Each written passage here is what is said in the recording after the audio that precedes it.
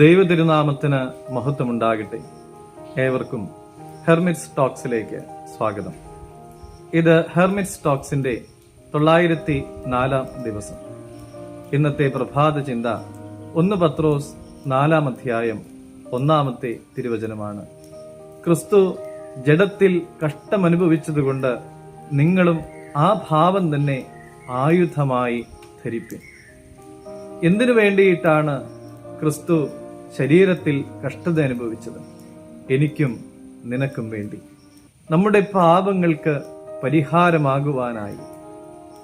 എങ്കിലും കഷ്ടം അനുഭവിക്കുക എന്ന് പറയുമ്പോൾ പലപ്പോഴും ശാരീരികമായി നാം അനുഭവിക്കുന്നതായ ബുദ്ധിമുട്ടുകളും മാനസികമായി നമുക്കുണ്ടാകുന്നതായ വേദനകളൊക്കെയുമാണ് നമ്മുടെ മനസ്സിലേക്ക് വരിക.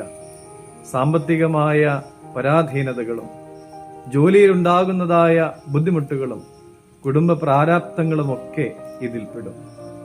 എന്നാൽ പാപത്തിൽ നിന്ന് അകലം പാലിക്കുവാനായിട്ട് കഷ്ടം സഹിക്കുന്ന എത്ര പേരുണ്ടാകും? പ്രിയമുള്ളവരെ, വചനം പറയുന്നത് പോലെ പാപസംബന്ധമായി മരിച്ച് ക്രിസ്തുവിനോടുകൂടെ ക്രൂശിക്കപ്പെടുവാനായിട്ട് എനിക്കും നിങ്ങൾക്കുമൊക്കെ സാധിക്കണം. ക്രിസ്തുവിന്റെ കഷ്ടാനുഭവങ്ങളുടെ വെളിച്ചത്തിൽ ക്രിസ്തുഭാവം നമ്മുടെ ജീവിതത്തിൽ ധരിക്കുവാനായിട്ട് നമുക്ക് സാധിക്കണം.